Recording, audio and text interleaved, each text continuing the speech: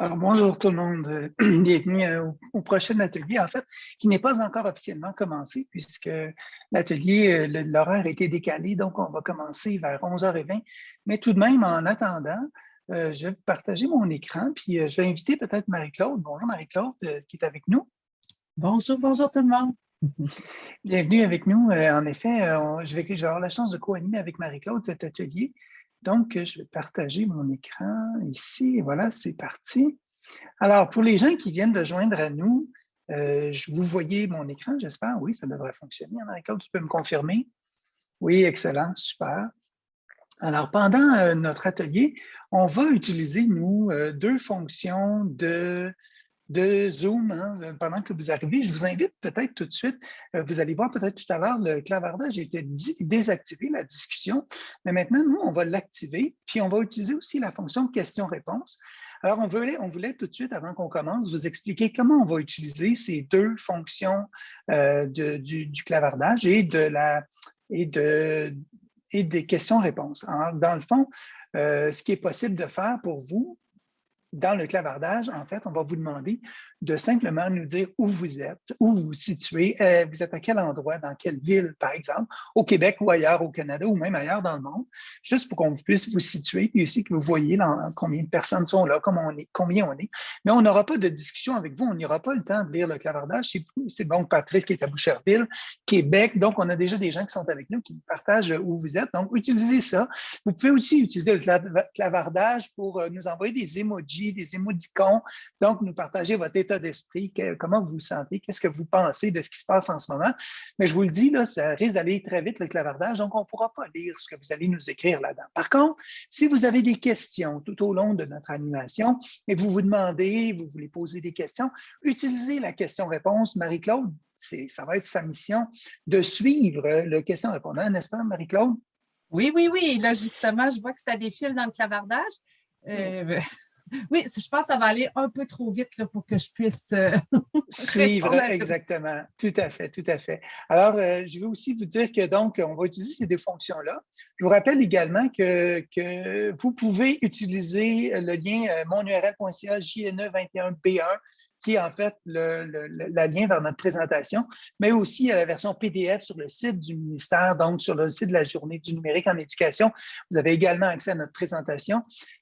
À l'intérieur de notre présentation, toutes les ressources dont on va vous parler pendant notre atelier sont des liens cliquables, donc ça va vous donner des ressources. Mais Marie-Claude va aussi vous alimenter à travers le clavardage ou la question-réponse pour vous donner des pistes, des liens, possiblement, en tout cas, on va voir.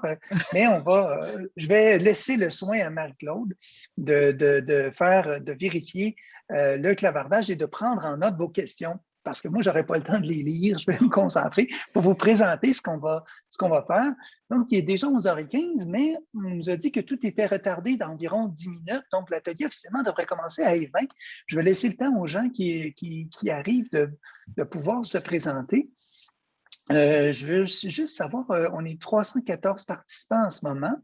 Donc, c'est intéressant de voir qu'il y a quand même beaucoup de monde qui sont présents avec nous, plus de 300 personnes. Donc, peut-être juste dans un premier temps, revenir sur, vous inviter à vous présenter pour les gens qui viendraient d'arriver, de se joindre à nous. Je vous invite à nous dire dans le clavardage à quel endroit vous êtes, qu'on voit, parce qu'il y a des gens, entre autres, qui étaient en Europe qui nous ont manifesté leur intérêt. Peut-être qu'il y a des gens ou ailleurs dans le Canada qui se présentent, mais peut-être au Québec aussi, de voir d'où viennent les personnes, les analphabètes du Québec, les analphabètes du Québec. Sont-ils pris en considération dans le plan numérique? Bien, Tommy, c'est une bonne question. Moi, je ne peux pas répondre à la question pour toi, mais oui, je dirais que oui. Et ça fait partie des défis, mais l'éducation en général cherche à relever ces défis-là, à l'éducation des adultes notamment. Donc, ça fait partie des éléments. Mais ce n'est pas le sujet de notre présentation d'aujourd'hui. On veut se concentrer sur les stratégies en fait pour mobiliser son équipe dans la transformation numérique. Tout à l'heure, M. Potok parlait de transformation numérique, M. Aubry aussi, je ne sais pas si c'est ça, non, Rodrigue, M. Rodrigue et M. Potok parlaient de transformation numérique. Mais la transformation numérique en éducation, ben nous, on a le goût de parler de transformation pédago-numérique, c'est ça dont on va vous parler. Puis ce qu'on va faire aussi avec vous, c'est vous aider peut-être à mettre des mots sur la vision, cette vision-là, comment on peut l'exercer comme leader dans notre milieu. Alors, c'est sûr, cet atelier s'adresse en priorité aux gestionnaires scolaires, aux directions d'établissement, mais bien sûr, le leadership, c'est quelque chose qui peut se partager. Alors, c'est possible que parmi nous, il y a d'autres gens qui exercent des rôles de leadership et qui sont intéressés par cet atelier. Alors, bienvenue. Merci d'être avec nous, d'être présent avec nous aussi pour toutes ces personnes-là. Donc, ça peut être conseillère ou conseiller pédagogique, vous pouvez peut-être aussi être enseignant dans votre milieu, mais jouer un rôle de leadership au sein de votre milieu. Alors, on va en parler aussi de ça un petit peu pendant notre atelier. Il est déjà 11h17. J'ai presque envie de commencer puisque le nombre de participants n'a pas vraiment bougé. C'est stable depuis tout à l'heure. Alors, je vous propose qu'on commence tout de suite. Ça va nous donner quelques minutes de plus pour être moins serré dans le temps. Je vous rappelle que l'atelier est disponible. Marie-Claude, vous venez de vous mettre dans le clavardage le lien vers la présentation. Merci Marie-Claude d'avoir fait ça pour nous. Je vais le remettre de temps en temps, Benoît. De temps en temps, excellent. Donc, Marie-Claude va me soutenir au clavardage. Merci donc d'être avec nous pour cet atelier. Je vous rappelle que la fonction discussion, c'est pour nous dire où vous êtes, ce que vous êtes, dans quel état d'esprit. Il n'y en a pas beaucoup qui ont utilisé les emojis à ce moment-ci, mais vous avez dans le clavardage un petit bouton pour les emojis. Vous pouvez ajouter votre état d'esprit dans lequel vous êtes ce matin et la question-réponse si vous avez des questions. Commençons donc tout de suite. Vous avez peut-être vu passer dans la semaine dernière, l'annonce de Facebook qui va transformer son nom pour Meta, qui a fait cette annonce-là. Et ça a amené des réactions de toutes parts de gens dans l'actualité qui ont dit que, bon, OK, c'est peut-être pour camoufler les déboires de Facebook des dernières semaines, voire des derniers mois.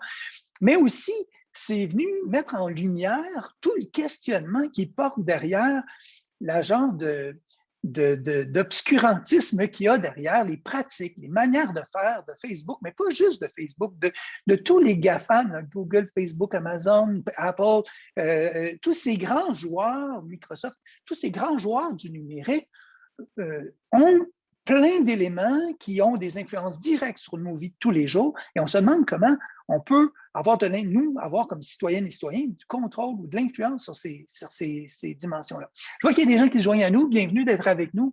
Merci pour l'atelier. C'est déjà commencé, on continue. Alors, comment la question que posait Rima El-Khoury, dans le fond, dans la presse, c'est comment forcer Facebook et les autres GAFAM de ce monde à changer, mais pas juste de nom, mais peut-être à devenir plus transparent.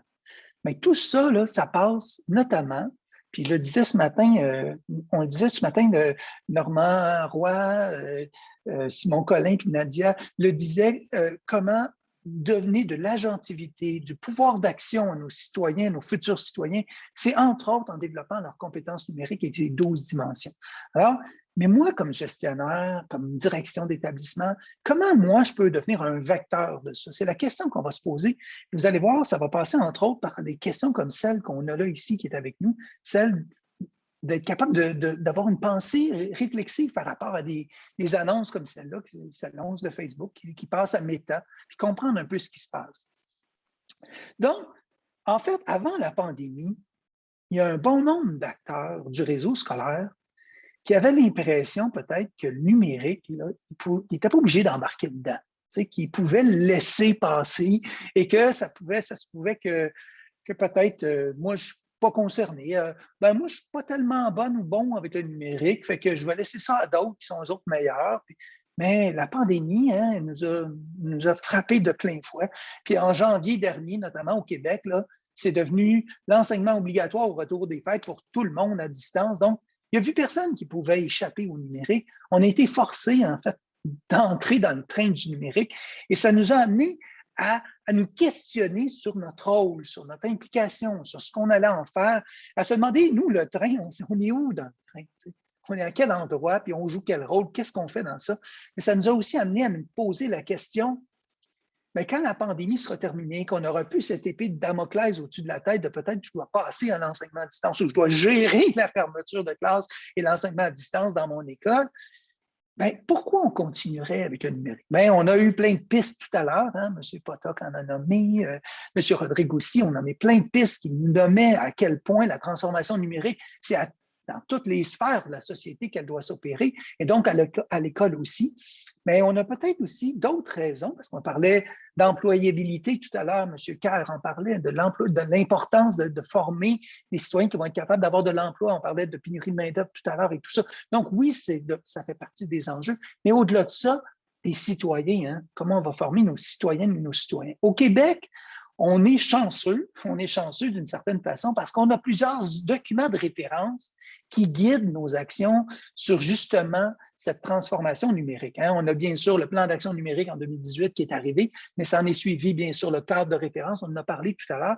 Mais en plus de ça, plein d'autres documents, notamment le Conseil supérieur de l'éducation qui a produit le rapport « Éduquer au numérique » que vous voyez qui est ici. Et donc, ce rapport-là du Conseil dit qu'on ne peut pas seulement éduquer par le numérique, ce qu'on fait principalement au Québec depuis plusieurs années, mais qu'on doit aussi éduquer au numérique.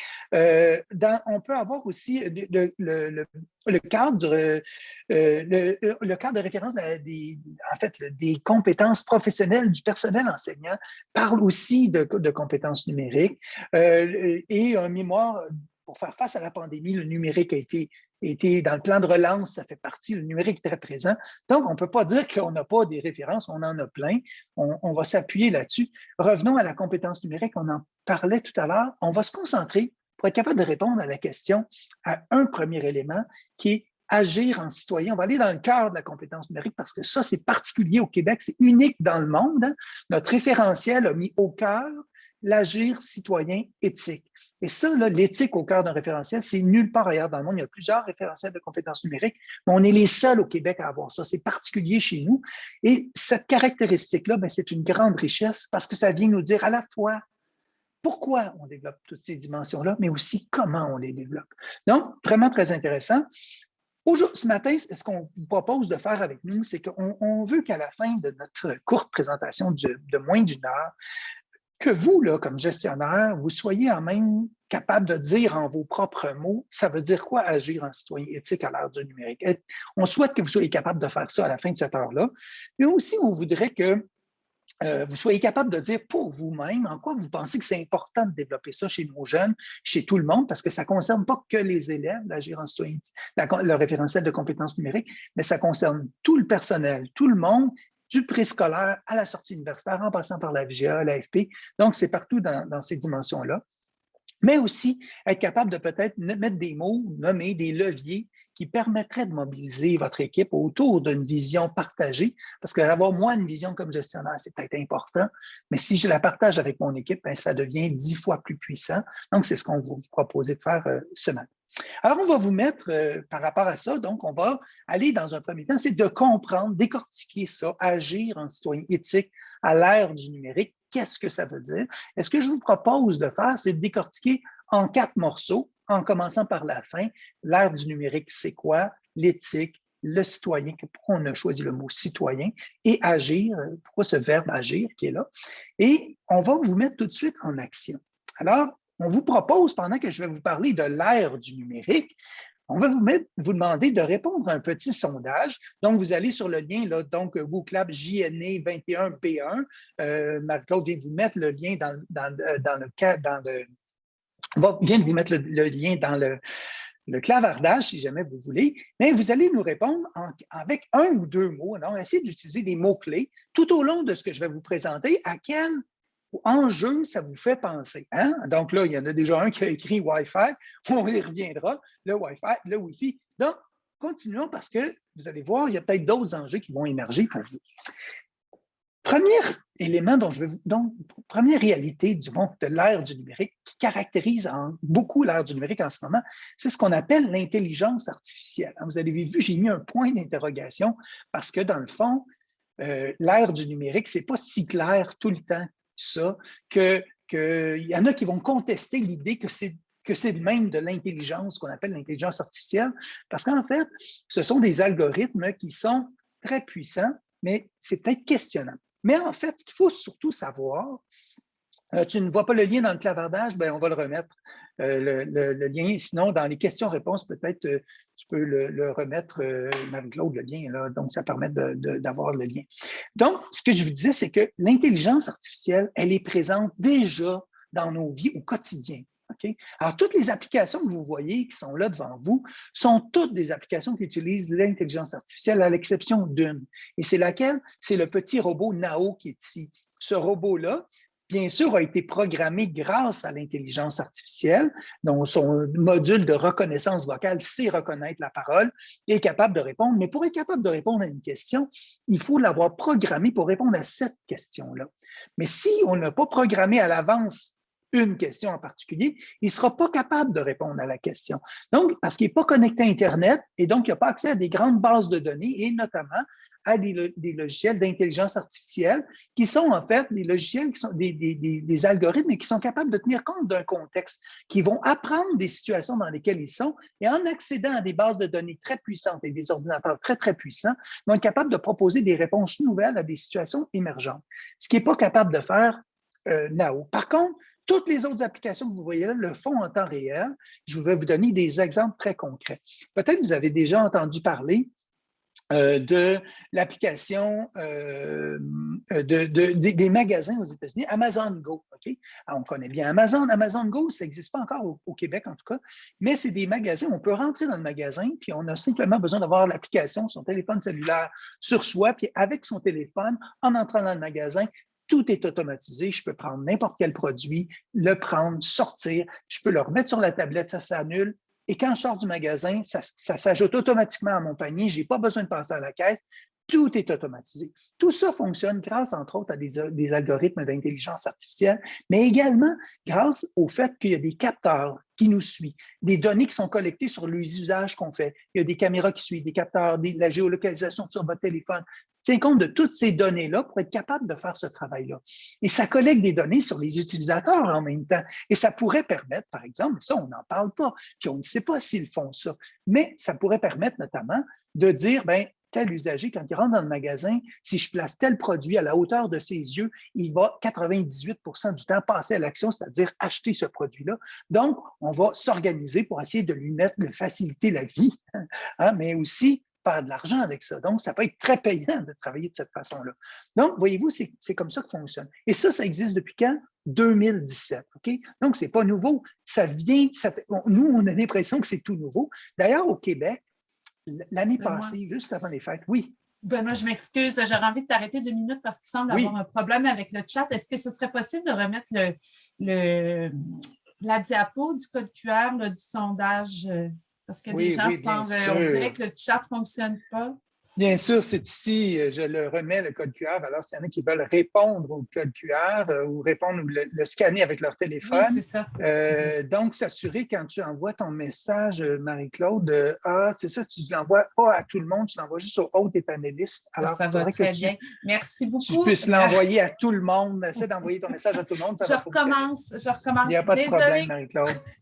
OK, on s'adapte. On est là pour ça. Le numérique, c'est ça. On est toujours en apprentissage. Il n'y a aucun souci. C'est vraiment pas grave. Donc, Marie-Claude, merci. Donc, est-ce que ça fonctionne? Es-tu capable d'envoyer à tout le monde? Est-ce qu'elle savent de sélectionner tout le monde? Bravo. Félicitations, Marie-Claude. On poursuit. Donc, je reviens à ce dont je vous parlais. Au Québec, on a l'année passée 3 jeunes qui ont décidé de mettre sur pied un magasin similaire à Amazon Go. Donc, une technologie qui permettrait de rentrer dans le magasin. Si j'ai installé l'application sur mon téléphone, bien, je suis capable de prendre un produit et de sortir avec. Et ils ont mis un magasin qui n'était pas un magasin permanent, qui était juste un prototype de magasin pour tester de faire ça.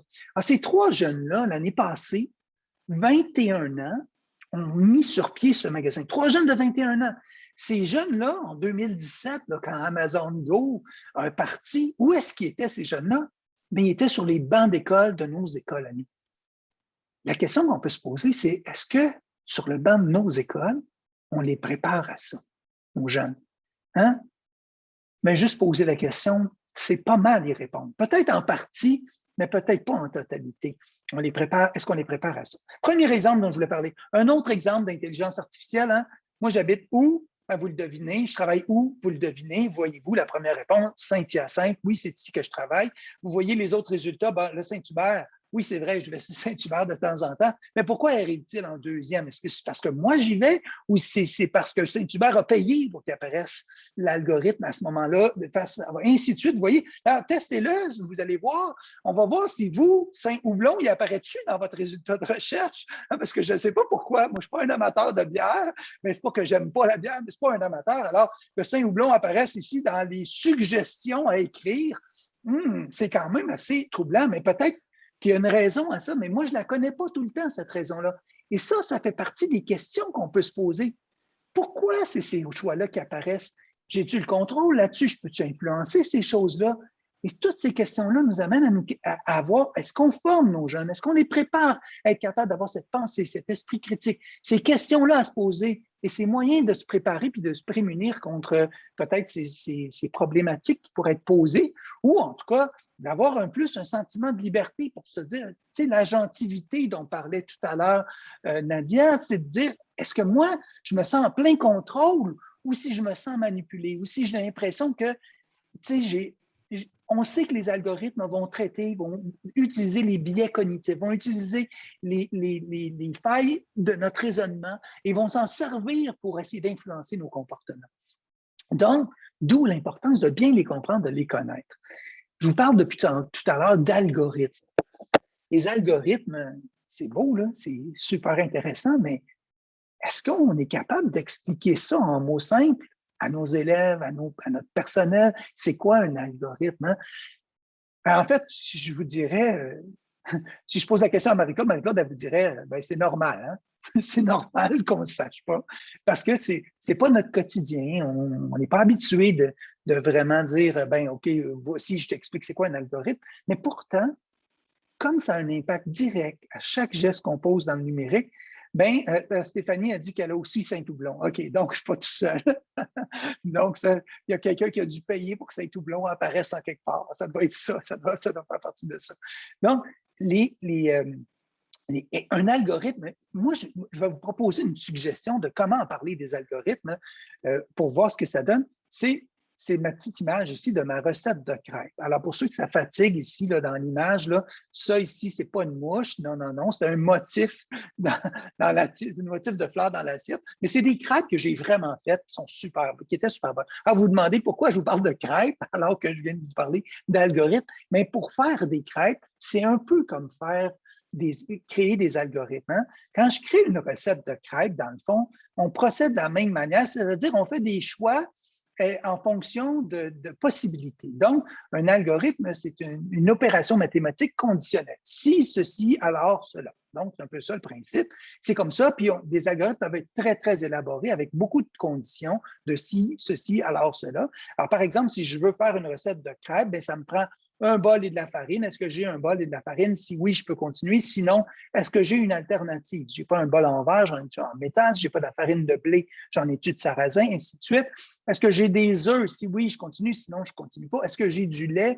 Si j'en ai pas. Et là, quand on est dans le numérique, si je n'ai pas de lait, là, il y a quelqu'un qui est très intéressé à acheter un algorithme qui va venir ici répondre à ma question, qui va venir me dire, oui, tu n'as pas de lait, aïe, aïe, c'est super, moi je viens d'installer une distributrice de lait juste à 2 coins de rue de chez toi, tu peux y aller, c'est gratuit, tu as juste à te créer un compte, tu te connectes, tu arrives, tu payes avec ton téléphone cellulaire, il est toujours frais, il est mis à jour tous les jours, il y a toutes sortes de variétés, il est le meilleur, il y a du lait de soya, il y a du lait de tout ce que tu voudras, tout ça c'est extraordinaire.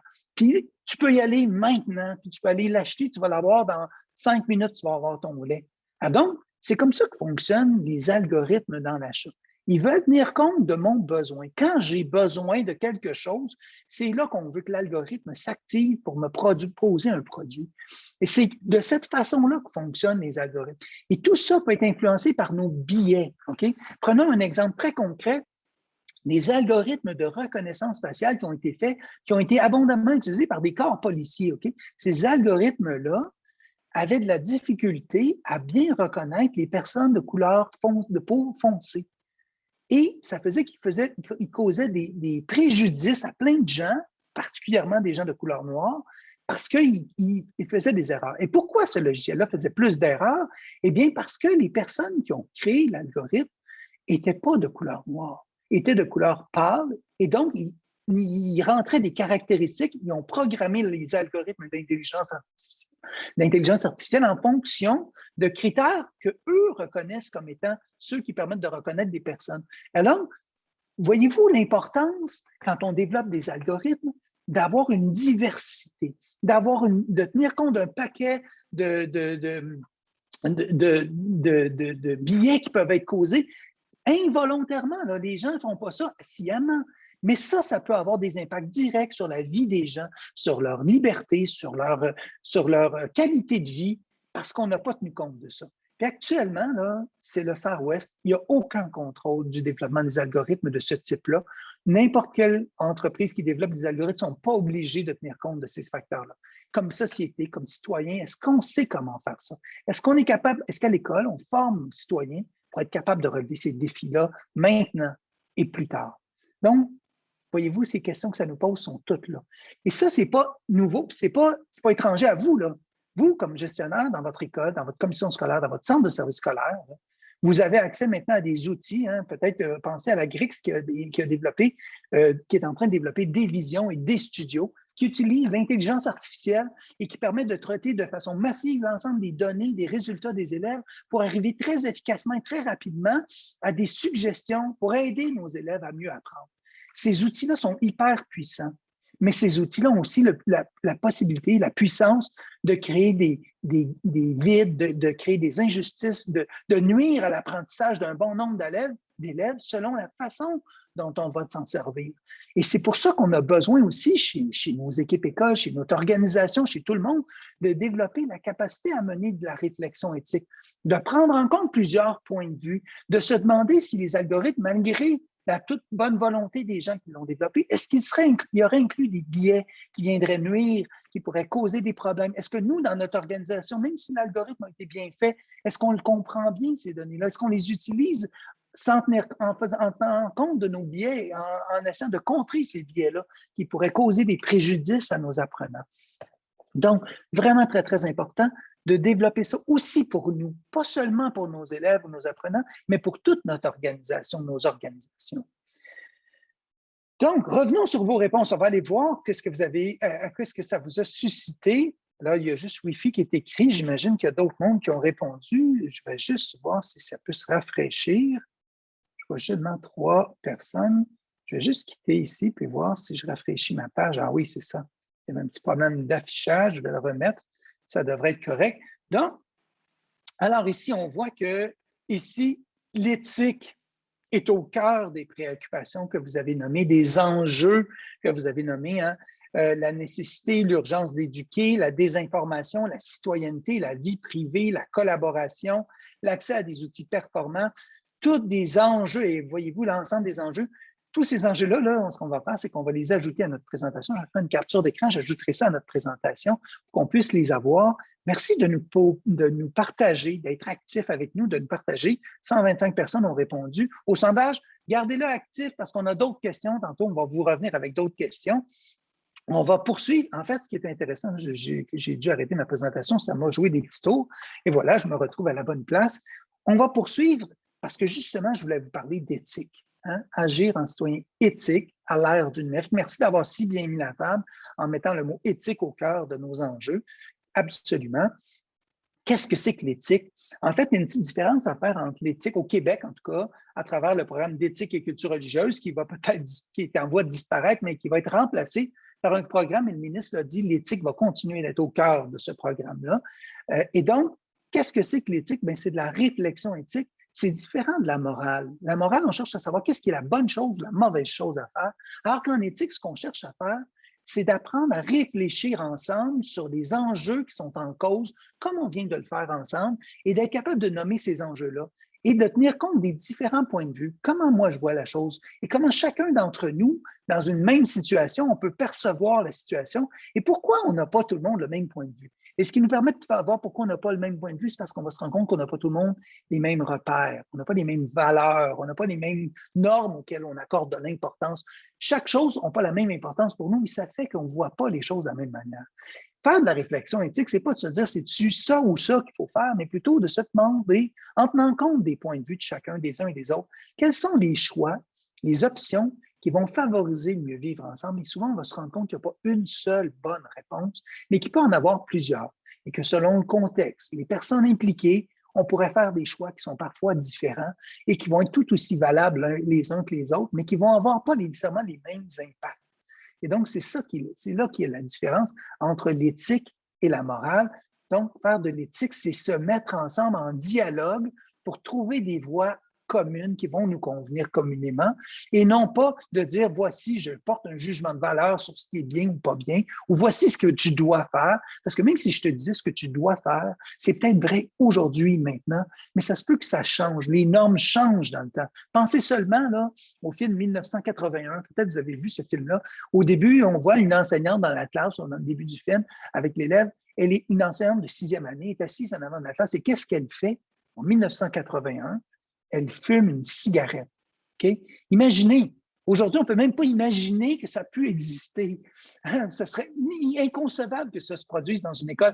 On est jugé, on se sent jugé. Les gens qui fument dans la rue devant l'école se sentent jugés alors qu'ils sont à tant de mètres de l'école. Alors que dans le temps, on pouvait fumer. Il y a un de mes collègues qui m'a déjà dit qu'il y avait un de ses collègues éducateur physique dans son gymnase qui fumait dans son gymnase quand lui était jeune. Et là, vous voyez, les normes changent dans le temps. Et c'est pour ça que la réponse qui est la bonne aujourd'hui, ça se peut qu'elle ne soit plus la bonne demain, que ça soit une autre. Donc, c'est aussi ça, faire de l'éthique, c'est faire évoluer, tenir compte de l'évolution des valeurs et des normes dans notre société. On prend maintenant le mot citoyen. Pourquoi on a retenu le mot citoyen dans agir en citoyen éthique? On en a parlé tout à l'heure, entre autres, Simon Collin en a beaucoup parlé du mot citoyen. Pourquoi on utilise développer des citoyens? Mais ce qu'on veut dire à travers ça, c'est que la citoyenneté, là, on ne peut pas vraiment parler de citoyenneté numérique parce que la citoyenneté, elle est à la fois dans la vraie vie et dans l'espace numérique. Mais on n'est pas deux citoyens différents. On est toujours la même personne, le même citoyen qui interagit avec les autres. Mais aujourd'hui, l'ère du numérique vient déterminer de façon extrêmement cruciale la manière de vivre notre citoyenneté, la manière d'exercer notre citoyenneté. Ce qui fait que c'est pour ça qu'on parlait de citoyenneté à l'ère du numérique. Et donc, c'est pour ça que cette citoyenneté-là, elle vit, mais elle est changée. Pourquoi on dit l'ère du numérique? Mais c'est aussi important que l'ère de l'imprimerie, comme le disait le philosophe français Michel Serres. Hein, il disait que l'ère du numérique vient changer nos manières d'être, nos manières de penser, nos manières d'agir, tout comme l'imprimerie a eu un impact majeur sur nos vies à l'époque de l'ère de l'imprimerie. Donc, vous voyez, c'est vraiment majeur comme changement. De plus, quand on parle de citoyenneté, hein, on a en ce moment, vous le savez, hein, se tient à Glasgow le sommet, la COP26, l'UNESCO qui essaie de l'ONU plutôt, qui essaie de mettre ensemble les pays de tout le monde pour essayer de relever un défi, un des plus grands défis de notre siècle, qui est l'environnement, qui est la sauvegarde des êtres humains sur la planète, parce que c'est pas juste la planète, elle va s'organiser, mais c'est les êtres humains qui vont en subir les conséquences. Alors, on parlait de sauver l'humanité. Et là, on est en train, ensemble, d'essayer de relever ces défis-là. Et pour ça, on a besoin de développer des jeunes qui vont être capables de développer ce sentiment d'appartenance à l'humanité commune.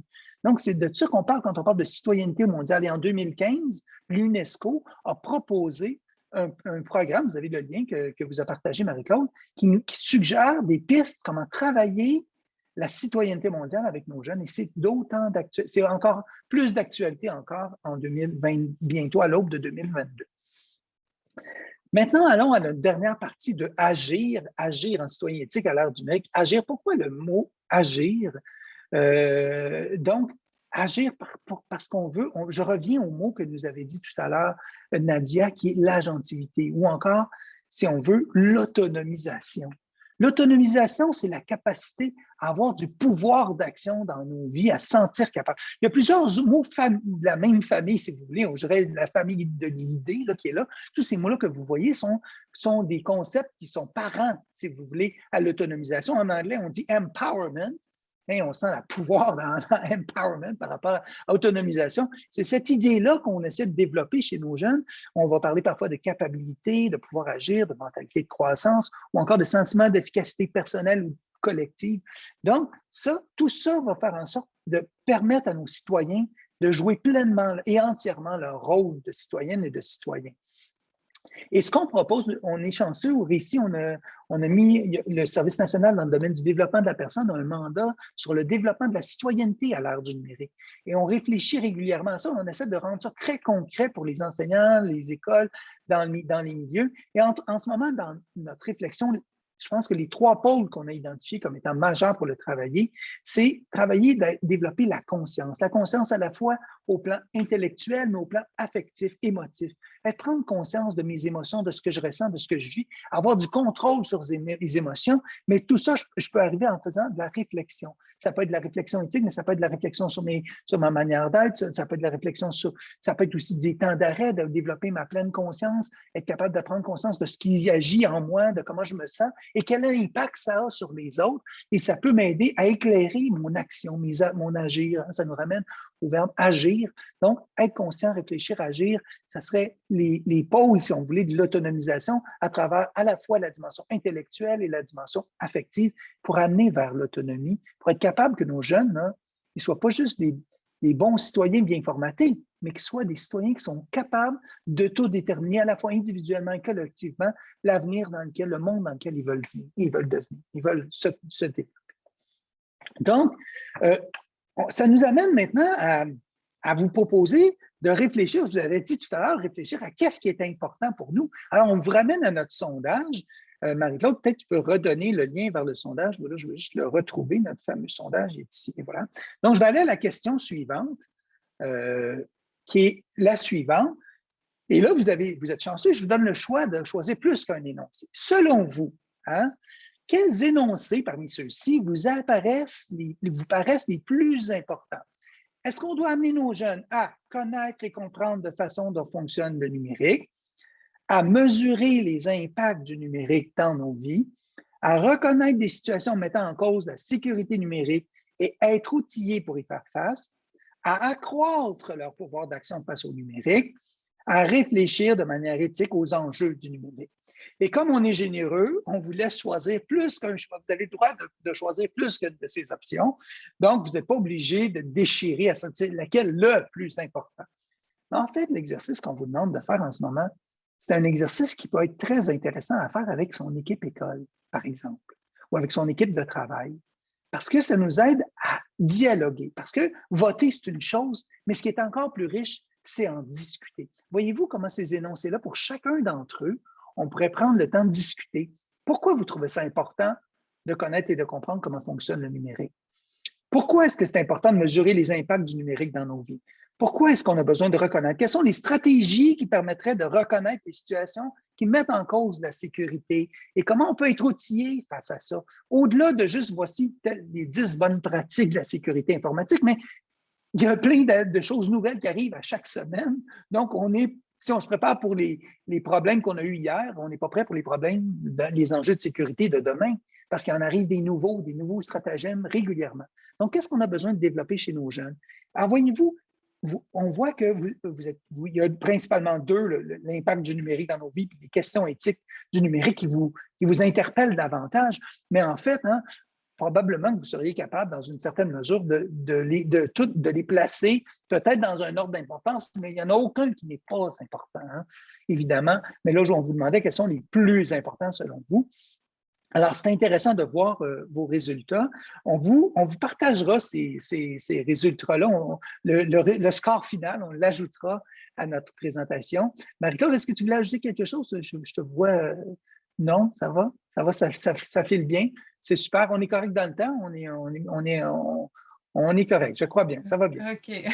Je vais te faire signe si je sens que ça devient moins. Ça va être trop serré. OK, parfait. Donc, ça va super bien. Merci de participer aussi activement. 181 personnes qui sont actives et qui ont 84 qui ont répondu. Mais je laisse les questions. Vous pouvez encore répondre à la question. Donc, si vous n'avez pas eu le temps, vous finissez de lire toutes ces questions-là. Donc, ce que je propose, c'est qu'on revienne à notre présentation et on va poursuivre. Et Marie-Claude, justement, je te donne la parole parce que c'est intéressant, des éléments de la recherche, des écrits scientifiques qui viennent éclairer ces questions-là. Marie-Claude, tu veux nous en parler, s'il te plaît? Ah, oui, rapidement, mais plusieurs d'entre vous connaissent certainement la référence là, Apprendre par l'action qui est déployée dans différents centres de services scolaires, dans différentes écoles actuellement, quand on parle de développer des pratiques collaboratives. Mais c'est assurément des assises qui sont très transversales, hein, puis qui s'appliquent à plein d'enjeux dans nos écoles, notamment la volonté de vouloir se donner à une vision commune des attentes, un langage, puis un savoir commun aussi. Alors, c'était dans cet esprit-là qu'on voulait vous amener cette référence. Absolument. Et tout ça hein, peut contribuer à développer, on parlait tantôt, on vous posait la question pour vous, quelle est votre propre vision?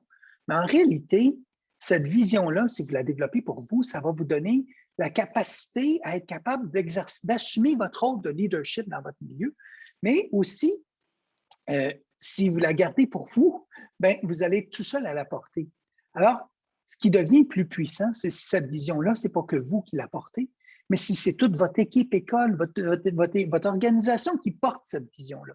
Pour être capable de porter cette vision-là, ce qu'on a besoin de faire, c'est de mettre en place différentes stratégies. On en a mis en œuvre tantôt avec vous. Hein. Nommer des enjeux, c'est ce qu'on vous faisait faire pendant que je vous présentais les différents éléments. On vous demandait de nommer des enjeux. Vous l'avez fait. Ça peut être aussi de réfléchir collectivement. Je vous donnais des enjeux. Hein. Mettre en ordre d'importance des trucs, c'est une façon de cibler des objectifs communs, être capable de définir notre mission. C'est quoi qui est important pour nous aujourd'hui, à l'aube de 2022? Qu'est-ce qu'on a besoin collectivement de relever comme défi pour préparer nos jeunes à ce monde-là, pour préparer nos jeunes à devenir autonomes, à être capables d'exercer pleinement leur rôle de citoyenne? Et qu'est-ce qu'on peut faire pour se mobiliser? Dans le fond, là, c'est d'établir un dialogue au sein de nos équipes pour être capable ensemble de répondre à la question « Pourquoi? Pourquoi le numérique en éducation? » Et si on arrive à faire ça, mais ça va être très puissant comme moteur de mobilisation de l'équipe école ou de l'équipe organisation ou de nos comités avec lesquels on travaille. Si on n'a pas cette vision commune et partagée, on risque d'aller dans toutes sortes de directions, puis on risque de faire pour faire. Et ça, c'est ce qu'on veut éviter. On veut qu'on sache pourquoi on fait ces choses-là, parce que ça nous permet de nous dire comment on va les faire, si on sait pourquoi on les fait. Donc, poursuivons avec ceci. J'ai envie de vous donner quelques exemples. Au Centre de services scolaires de la Seigneurie des Mille-Îles, ça fait déjà 10 ans qu'on accompagne ce centre de services scolaires-là pour mettre en place ce qu'eux ont appelé leur leitmotiv du centre de services scolaires qui transcende toute l'organisation, qui est éduquer au lieu d'interdire.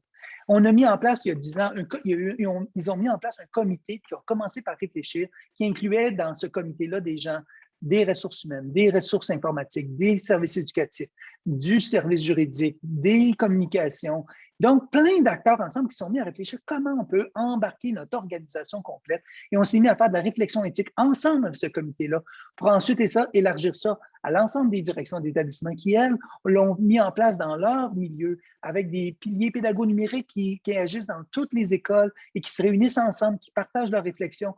On a fait aussi des réflexions avec l'ensemble des directions d'établissement sur le cadre de référence. Ça veut dire quoi ce cadre de référence de la compétence numérique? Comment on peut le mettre en œuvre dans notre milieu? Alors, ce n'est pas une seule chose. Et ce que vous voyez là, c'est le résultat de 10 ans d'efforts. Alors, il faut penser aussi à long terme. Quand on va avoir une stratégie, on ne peut pas juste regarder qu'est-ce qu'on peut faire demain matin, on peut-tu tout changer? Non, il faut être capable de le voir, peut-être pas toujours 10 ans, peut-être se donner un délai un peu plus court sur certaines choses en tout cas. Mais ce que je veux vous dire, c'est que c'est surtout, et malgré toute cette mise en place-là, régulièrement, les gens du récit local doivent accompagner à nouveau les gestionnaires qui se retrouvent face à des problématiques et qui ont le réflexe d'aller vers « on devrait bloquer parce que c'est problématique dans notre milieu ». Et là, ce qu'ils font, c'est qu'ils disent « attends, est-ce que c'est vraiment ça que vous voulez? Est-ce que vous voulez juste bloquer ou vous voulez éduquer? Si vous voulez éduquer, quelle stratégie on va mettre en place? Comment on va procéder? Par quelle étape on va aller? Quels sont nos cadres? Est-ce que nos politiques sont à jour? Est-ce que nos règlements sont à jour et sont en cohérence? Est-ce que nos politiques servent seulement à protéger notre organisation ou elles servent aussi à éduquer, à mettre en place les valeurs qui sont importantes pour nous? Donc, un modèle intéressant, le Centre de services scolaires de la Seigneurie des Mille-Îles. Un autre exemple intéressant qui est plus récent, le Centre de services scolaires de la Côte-du-Sud ont mis sur pied une charte de la citoyenneté à l'ère du numérique qu'ils ont présentée, qu'ils ont lancée officiellement au mois de septembre dernier. Donc, vraiment très intéressant. Ce qui est surtout intéressant dans ça, c'est pas tant la charte elle-même, parce que chaque fois, les chartes vont pouvoir se ressembler un peu, mais ce qui est surtout intéressant, c'est la démarche qui est derrière. Encore là, le Centre de services scolaires de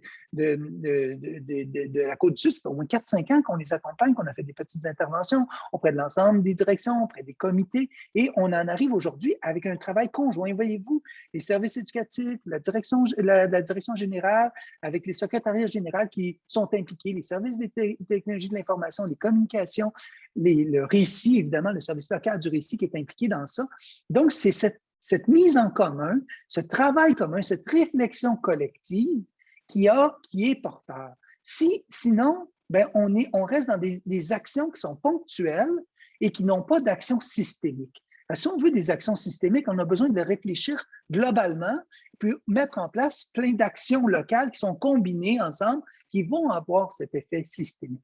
Alors donc, c'est un super bel exemple, là, celui du Centre de services scolaires de la Côte-du-Sud, qui n'ont pas terminé le travail, encore du travail à faire pour mettre en place et faire réfléchir les équipes écoles sur c'est beau d'avoir une charte, mais comment on la met en œuvre dans notre milieu? Comment on amène notre école, notre personnel, nos élèves à réfléchir, nos apprenants à réfléchir sur ces enjeux-là, sur cette charte-là, pas juste avoir le guide des bonnes actions, mais se demander comment on peut réfléchir sur ça. Donc, on a aussi un autre exemple au Centre de services scolaires des Chênes. L'année dernière, on a accompagné, dans le cadre de la pandémie, une école qui a dit, nous, on vient de changer avec la pandémie, on veut développer la compétence numérique. Et là, on veut mettre en place dans notre école un continuum de la compétence numérique. Ils ont fait un comité, ils sont réunis, ils ont décidé d'inviter tous les enseignantes et enseignants de leur école à mettre en place un continuum. Donc, à chaque niveau, on va travailler différents aspects de la compétence numérique. Et pour former l'équipe école à la compétence numérique, ben, nous, Marie-Claude et moi, on a rencontré un petit comité, on les a formés à cette dimension-là, et c'est eux-mêmes qui ont animé, ce que vous voyez là, c'est la première page de leur présentation qui a servi à animer. Donc, c'est un petit comité de l'école qui a animé l'ensemble de l'équipe école. C'est une stratégie, un moyen qui permet d'arriver à faire ça. Donc, j'ai envie de vous renvoyer à vous-même. On parle de la compétence numérique, là, qui ont travaillé, mais vous, là, comme gestionnaire scolaire, où est-ce que vous vous situez? Bon, je vais retrouver, j'ai eu des petits jours, ça m'a joué des tours tout à l'heure. Où vous vous situez, vous, par rapport à votre compétence numérique? Hein, on dit ça, la compétence numérique. Mais si je vous demandais, vous, de vous situer, où est-ce que vous êtes? Ah, on a des gens qui sont des experts, wow, très à l'aise. Oh, il y en a qui sont assez à l'aise, mais ils ont de la place à l'amélioration. Ah oui, hein, on voit que dans l'ensemble, vous avez quand même un bon sentiment d'efficacité personnelle. Oh, il y en a quelques-uns que, ouais, peut-être, mais pas tout le temps. Ah, il y en a d'autres que, là, ce sentiment-là, ouais, moi, quand on parle de numérique, là, c'est pas ma zone de confort, mettons. OK? Alors, voyez-vous, ce qu'on est en train de mesurer en ce moment, c'est vraiment votre sentiment d'efficacité personnelle par rapport à la compétence numérique. Et ça, c'est intéressant de faire cette réflexion-là. Pourquoi c'est intéressant? C'est pas pour vous dire que vous n'êtes pas bon, mais c'est pour vous parler de la perception qu'on a. Parce que le sentiment qu'on a d'être bon avec le numérique, c'est une perception. Ce n'est pas nécessairement un fait. OK? Je vous donne un exemple. OK? Combien d'entre vous, là, vous pouvez pas me répondre, là, puis je ne vous demande pas de me répondre, mais pensez à cette question-là. Est-ce qu'il y en a ici qui utilisent un téléphone cellulaire? Pratiquement tout le monde. Un ordinateur, peut-être 2 ou même 3, une tablette, des modules connectés dans votre automobile, des consoles X, Y, Z à la maison, des objets connectés à la maison. Est-ce que toutes ces technologies-là, vous avez sûrement été capable de répondre à au moins 2 ou 3 oui à mes questions? Est-ce que vous savez quand utiliser chacune de ces technologies-là pour répondre à vos besoins au moment où vous en avez besoin? Est-ce que vous savez faire la différence entre l'un et l'autre, lequel va répondre le mieux à vos besoins? Bien, la réponse, la plupart du temps, c'est oui. Maintenant, si vous vous posez la question il y a 5 ans, étiez-vous capable de faire, étiez-vous aussi bon que ça? Vous allez tout le monde me répondre non. C'est extraordinaire les apprentissages que j'ai faits depuis les 5 dernières années.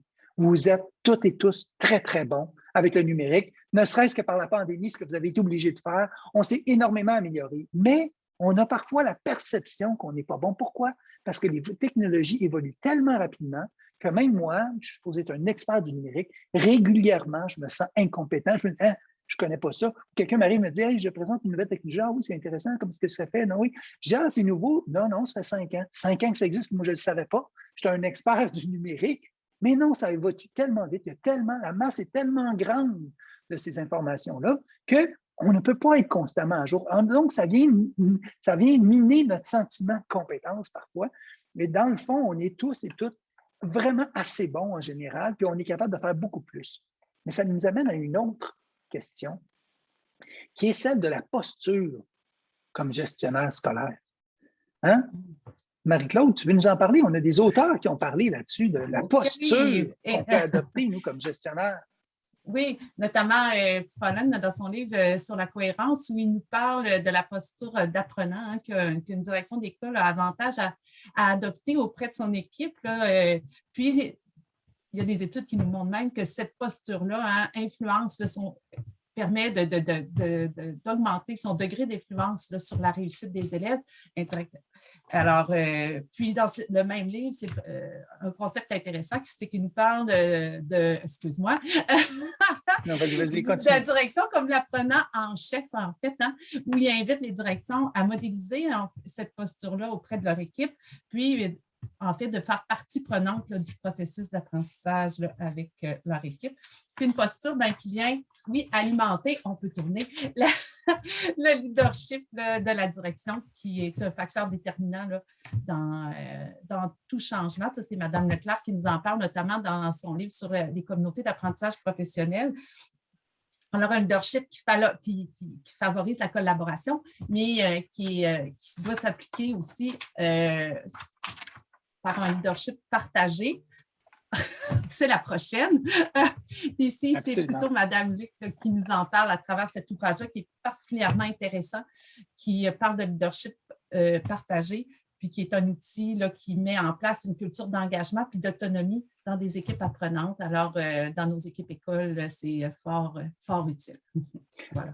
Dans le fond, l'idée qui est derrière ça, c'est que la posture d'apprenant, c'est à la fois pour modéliser auprès du personnel de l'école que le numérique, on n'est personne toujours il y aura toujours quelqu'un meilleur que nous. On aura des élèves qui vont être meilleurs que nous sur certains aspects. Et comme le disait Caroline Fizet-Vincent, ce n'est pas que les habiletés technologiques qui sont importantes, c'est toutes les dimensions, la collaboration, la pensée critique, etc. Toutes ces dimensions-là, la littératie, toutes les autres dimensions de la compétence numérique sont importantes. Et donc, c'est en travaillant en collégialité, mais l'important, c'est d'assumer son leadership de gestionnaire. Parce que si je fais seulement déléguer, c'est comme si j'envoie le message que ce n'est pas important. Alors, j'ai besoin d'assumer, mais assumer, ça ne veut pas dire tout porter par tout seul. Je peux partager ce leadership-là avec les gens qui peuvent m'aider, les personnes clés, avec l'ensemble de l'équipe école, partager cet exercice-là. Comment on peut faire ça? D'ailleurs, on peut prendre en compte le bien-être de tout le monde. Souvent, une des choses qu'on sous-estime, puis là, ce matin, on n'avait pas le temps d'aborder ça avec vous. On a un atelier là-dessus ce matin, cet après-midi, sur le bien-être, sur la dimension socio-affective est vraiment primordiale quand on aborde les questions du numérique en éducation.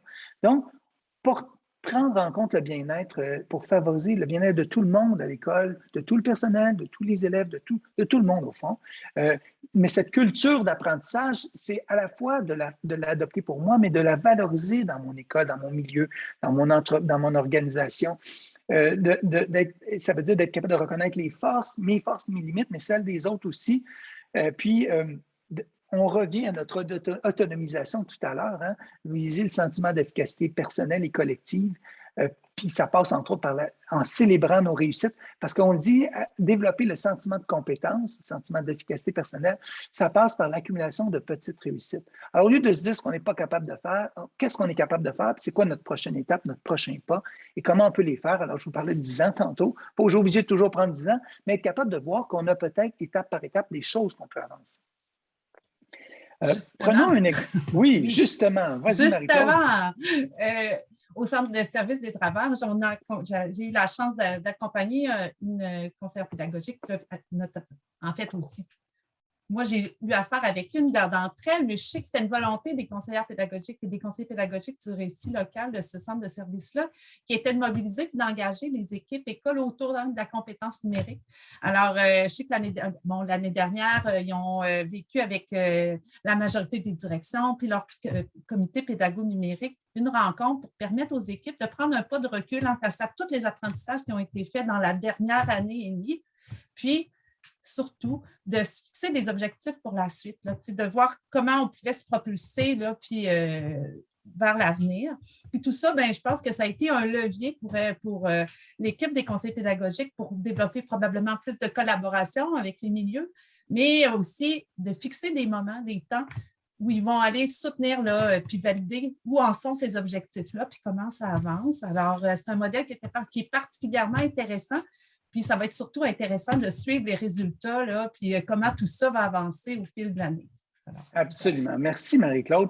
D'ailleurs, aussi, un autre exemple, en fait, l'année passée, dans le cadre de la pandémie, il y a eu des projets pilotes pour l'enseignement hybride. Entre autres, vous avez vu arriver dans vos écoles, vos organisations, là, des caméras, des PolyX50 ou des Logitech XYZ. Là. Donc, ces technologies-là, il y a eu des projets dans des écoles qui ont eu lieu qui visait à voir comment on peut optimiser l'utilisation de ces technologies-là dans les milieux. Et il y a eu une mise en place d'une communauté de pratique en collaboration avec le ministère qui a initié la chose, mais en fait qui a initié le mouvement. Mais en collaboration avec France Gravel de l'UQAM, on a mis sur pied une communauté de pratique des gens qui vivaient l'expérience du projet pilote. Et de ça est arrivé des résultats. Il y a un rapport qui devrait être publié dans les prochaines semaines ou prochains mois, mais on a déjà des petits résultats préliminaires à vous partager de ça, notamment que cette communauté-là a permis de mettre en lumière l'importance du travail d'équipe, de le valoriser, le travail d'équipe, que ça fait partie des conditions qui permettent la réussite et la coordination entre les services. Donc, de faire en sorte de ne pas travailler en silo. Donc, de briser les silos pour travailler en équipe ensemble, autant au sein de l'organisation, du centre de service scolaire, de la commission scolaire, qu'au sein des écoles directement.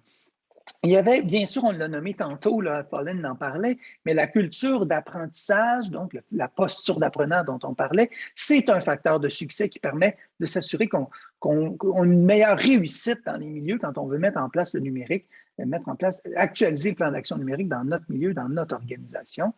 La collaboration, bien sûr, hein, ça va de soi avec les autres éléments qu'on vient de nommer. C'est une pierre angulaire du succès. Donc, mettre en place les conditions de la collaboration, le dialogue, l'ouverture, l'écoute de l'autre, le respect, mais aussi le travail en équipe puis les recherches de solutions conjointes. Donc, c'est vraiment très, très important.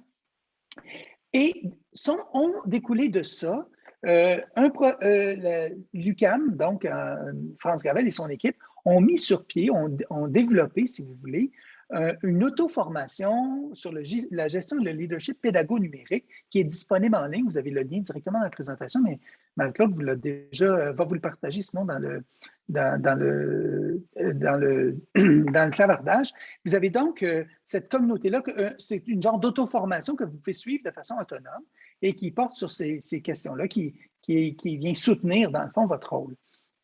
Mais aussi, comme cette communauté de pratique-là a été vraiment fructueuse, on a eu l'idée de proposer, dans les résultats, de proposer une ou des communautés de pratique à l'échelle du Québec, okay? Des communautés de pratique plus larges, parce qu'on se rend compte que, oui, dans les milieux, beaucoup de centres de services scolaires, de commissions scolaires ont mis en place des communautés de pratique qui sont très fructueuses, mais ce qu'on se rend compte, c'est que des fois, d'échanger entre organisations, qu'est-ce qui se fait ailleurs, de partager, de raconter nos récits d'expérience, c'est très riche. Alors, on vous propose de mettre sur pied une ou des, selon le nombre de personnes qui sont inscrites et selon votre profil, selon à quel niveau vous intervenez, on vous proposera une ou des communautés de pratique pour permettre de mettre en commun, donc à l'échelle plus large que juste notre centre de service scolaire ou notre école, une communauté de pratique, mettre sur pied ces communautés-là. Donc, vous pouvez vous manifester en allant sur notre site web.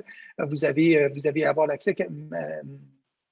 Marie-Claude va vous partager ça dans le clavardage. Sinon, dans la présentation, vous pouvez directement cliquer sur « Manifester votre intérêt ». Ça nous amène à revenir à notre intention de départ. Hein. Il nous reste un petit 5 minutes. Et je voudrais revenir sur ça. On espère que ce qu'on a fait avec vous, ça vous a permis à vous d'être capable de mettre des mots sur agir en citoyen éthique à l'ère du numérique. Qu'est-ce que ça veut dire? On espère que vous êtes capable maintenant aussi de dire en quoi vous pensez que c'est important de travailler ça et que vous avez été capable d'identifier des leviers. Peut-être qu'il y a déjà des choses que vous faites déjà, là, c'est pas tout nouveau. Il y a plein de choses, plein d'initiatives qui se font un peu partout. Alors peut-être que vous avez déjà des morceaux qui sont mis en place, mais peut-être que ça vous a permis d'en nommer de nouveaux moyens de ça. Donc, en bref, si on résume, hein, agir en citoyen éthique à l'ère d'une vision, l'important, c'est d'être capable de clarifier une vision pour moi afin d'être capable de la partager en équipe avec le reste de mon équipe, l'équipe que j'accompagne. Donc, c'est important que moi, j'ai un point de départ de réflexion là-dessus, mais qu'on le fasse ensemble, vraiment important. Une clé du succès, c'est de mobiliser dans la culture d'apprentissage, hein, modéliser la posture auprès du personnel de mon équipe avec comme dit Follen, hein, l'apprenant en chef, et valoriser son adoption par l'ensemble des acteurs, de dire, on n'a jamais fini d'apprendre, on a besoin d'apprendre. Et cette culture-là, ce n'est pas juste vrai pour le numérique, c'est vrai pour tout dans notre milieu. Hein. Et finalement, bien, assumer pleinement mon leadership. Là. Donc, pas seulement déléguer, mais assumer et partager. Donc, puis pour y arriver, bien, on a besoin de prendre soin de chacune et de chacun de nos acteurs. La dimension socio-affective, c'est sûr qu'on n'a pas eu le temps de l'aborder en profondeur, mais c'est vraiment un élément clé qui va faire la différence. On vous invite aussi à aller sur notre site web, récigs.ca. Vous avez accès sur notre site à la fois à nos services, les offres de services qu'on a. Vous allez pouvoir voir les dernières formations, les dernières présentations qu'on a faites, les accompagnements. Vous avez aussi l'accès à la communauté de pratique qui va être à cet endroit-là. Je vous invite aussi, parce qu'au Récit national gestionnaire scolaire, pour le moment, on est juste 2. Vraisemblablement, on ne sera pas toujours 2, on sera peut-être même juste 1 éventuellement. Mais en fait, on ne peut pas accompagner tous les gestionnaires du Québec, mais ensemble, en réseau, avec l'ensemble des conseillères, conseillers pédagogiques, des personnes ressources du Récit, on a une grande force parce qu'il y a plus de 260 personnes qui agissent au sein du Récit. Mais dans votre centre de service scolaire, dans votre organisation, dans votre milieu, dans votre région, il y a quelqu'un qui peut vous aider. Donc, on travaille en collaboration avec ces personnes-là aussi, nous, donc vraiment très précieux d'accéder à ces personnes-là. Alors, Marie-Claude, est-ce que tu as été capable de noter des questions qui auraient émergé tout au long de notre animation de ce matin? Là, il y en a, non, en fait, il n'y en avait pas tant. Ça a été plutôt tranquille. J'ai réussi à respirer. Mais par contre, il y a Julie. En tout cas, il y a une Julie. Est-ce que les conseillers pédagogiques peuvent faire partie de la COP? Merci, Benoît. En fait, OK, je viens de voir ta question. En fait, on a aussi mis sur pied une COP de conseillères et conseillers pédagogiques. OK? Du Récit pour le moment, mais ça pourrait être ouvert à d'autres personnes que des gens du Récit. Donc, c'est pour ça que ça pourrait être vraiment on est très ouvert à pouvoir dire on répond aux besoins des uns et des autres. Donc, oui, on est ouvert. Les COP, ce n'est pas nécessairement que pour les gestionnaires scolaires. Le but, c'est de mettre en œuvre, en commun nos réflexions pour accompagner nos milieux et nos gestionnaires scolaires. Oui. Donc, oui, il y a de l'ouverture pour les conseillers pédagogiques. Donc, de nous suivre un peu sur, je pense, Benoît, qu'on va justement publiciser un peu plus tout ça là, dans les prochains temps là, sur les réseaux sociaux. Oui. Sur les réseaux sociaux, sur le site du Récit, le site central du Récit, sur notre site du Récit gestionnaire scolaire, vous allez voir la COP n'en est pas, Nancy, peut-être tu ne vois pas le lien de la COP et j'aimerais en faire partie, Nancy. Le lien il est ici, il est dans la présentation à cet endroit-là, manifesté, mais peut-être, Marie-Claude, tu peux le remettre, le lien vers la page web de notre site où vous avez accès à ceci.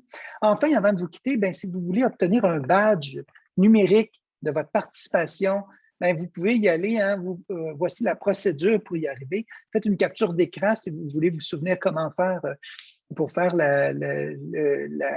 obtenir votre badge. Vous avez un lien, Marie-Claude, tu viens de nous donner vers le lien de la présentation, c'est ça que tu as donné? OK, oui, c'est ça. Fait que dans la présentation, vous allez avoir tous ces liens, mais pas le lien du badge. Vous ne l'avez pas dans la présentation. Alors, si tu veux, Marie-Claude, partagez le lien. Sinon, faites une capture d'écran ou scannez le code QR qui est là. Bien sûr, il faut vous connecter à Campus Récit pour obtenir un badge. Si vous n'avez pas déjà un compte, il faut vous créer un compte. Sinon, si vous avez déjà un compte, simplement vous connecter. Et ensuite de ça, une fois que vous êtes connecté, vous cliquez sur le lien monurl.ca/JNA 2021 C5 pour l'atelier C5. Non, ce n'est pas C5, ce n'est pas lui, je me trompe, c'est lui. Excusez, B1, JNA 2021 B1. Donc, merci Marie-Claude d'avoir mis le bon lien dans le clavardage ou de scanner le code QR qui est ici, qui apparaît. Donc, c'est l'atelier B1. On est à l'atelier B1. Alors, je vais le laisser afficher quelques instants pour ceux qui veulent le partager. Merci d'avoir été là. Merci Marie-Claude d'avoir co-animé avec moi aussi efficacement cet atelier de la journée du numérique. Je vous souhaite de passer une excellente journée du numérique en éducation. On va être de retour cet après-midi, Marie-Claude et moi, dès 13h10, je crois, pour la suite de notre prochain atelier qui est favorisé. Je ne dirai plus le titre parce que je veux le dire. Favoriser. C'est drôle. Merci, l'engagement à travers la dimension socio-affective. Peut-être que il y a peut-être des variations. Oui, mais c'est excellent. J'aurais juste envie de dire, j'ai remis dans le clavardage le lien vers notre site Internet, mais ce sera dans la section accompagnement là, que vous trouverez le lien vers le formulaire pour s'inscrire, pour manifester son intérêt. Et si vous êtes conseillère ou conseiller pédagogique, vous pouvez remplir le formulaire, puis vous écrirez autre, vous mettrez conseillère, conseiller pédagogique, puis nous, on sera en mesure de prendre en compte votre demande. Effectivement. Alors, bonne suite de journée pédagogique. Merci à l'équipe technique qui ont fait un travail extraordinaire pendant notre atelier. Merci beaucoup d'avoir été là. Vous pouvez bien sûr accéder à notre présentation. Évidemment, elle est libre de droit. Il y a la bibliographie qui est là. Vous pouvez y revenir. Puis, on va aussi offrir des webinaires cet hiver, donc en janvier et en février, 2 webinaires sur la transformation pédago-numérique, pourquoi, comment, en 2 temps. Donc, si ça vous intéresse, ils ne sont pas encore affichés, là, mais on va faire la publicité de ça là, au cours des prochaines semaines. Donc, c'est ça. Merci, Caroline, de tes bons mots. Merci de vos bons mots à tout le monde. Peut-être avec un emoji dans le clavardage, dire votre état de satisfaction de l'atelier avant de quitter. Sinon, bon appétit, allez manger. Il faut être prêt à 1h10, à 13h10 pour pouvoir reprendre. Je suis en feu, Caroline. Je suis content. Des étoiles dans les yeux, c'est merveilleux, c'est super. Donc, finalement, on a des gens vraiment contents, des cœurs dans les yeux. Finalement, on s'en est bien sortis avec notre clavardage. Oui, ça se super bien été. Oui, Benoît, merci, pendant que les gens nous quittent, je vois une dernière question qui est apparue dans le clavardage concernant le badge. Je vais remettre, David, le lien dans le clavardage. Okay. Je vais l'afficher aussi à nouveau, le badge. Mais il faut d'abord se connecter au site de Campus Récit, si vous pouvez. Il faut d'abord faire ça avant de cliquer sur le lien. Se connecter à Campus Récit. Il y a François-Henri aussi qui pose une question, Benoît, là, pendant que je fais ça. L'éthique pourrait-elle devenir un jour une matière figurant au programme de formation de l'École québécoise? Ce n'est pas impossible, hein, mais en fait, le numérique, on le sait, c'est une question qui est éternelle, qui vient depuis longtemps. Mais en fait, le Conseil supérieur de l'éducation a éduqué au numérique. Ce qu'il nous dit, c'est que ce n'est pas nécessairement une matière en soi, mais c'est un élément qui doit être intégré à travers l'ensemble des disciplines. Le numérique, non seulement juste pour apprendre, mais aussi pour être capable de développer notre autonomisation dans le futur. Et donc, la robotique, par exemple, quand on travaille la robotique, par exemple, ça nous permet d'apprendre comment fonctionnent les algorithmes, la logique des algorithmes. Et puis, là, ça permet de développer cette autonomisation-là. Moi, je n'ai jamais été un fervent d'avoir des cours d'informatique ou des cours du numérique, mais je pense que c'est vraiment important que ce soit intégré à travers tout ce qu'on fait. C'est dans cet esprit-là que la compétence numérique est une compétence transversale, notamment dans le nouveau référentiel des compétences de la profession enseignante. Là. Alors, absolument. Dans le programme de formation de l'École québécoise, le cadre de référence vient actualiser, si on veut, la compétence numérique qui est déjà présente dans le programme de formation, mais de façon transversale, parce que ça touche à tout. Et voilà, j'espère que ça répond à votre question, François-Henri. Comment ajouter le badge? Auguste, merci à vous. Merci beaucoup de vos bons commentaires, tout le monde. Vraiment très, très apprécié. Donc, on va vous laisser aller dîner, puis nous aussi, parce qu'on anime à 1h à 13h10. Alors, de toute façon, je pense que monsieur le technicien va nous arrêter ça bientôt. Oui, là. Donc, on voit qu'il y a des gens encore connectés. Alors, merci encore au soutien technique. Bonne suite de journée. Nous, on va être à l'atelier C5 tout à l'heure. Donc, bon appétit tout le monde. Merci. À cet après-midi. Oui, à cet après-midi.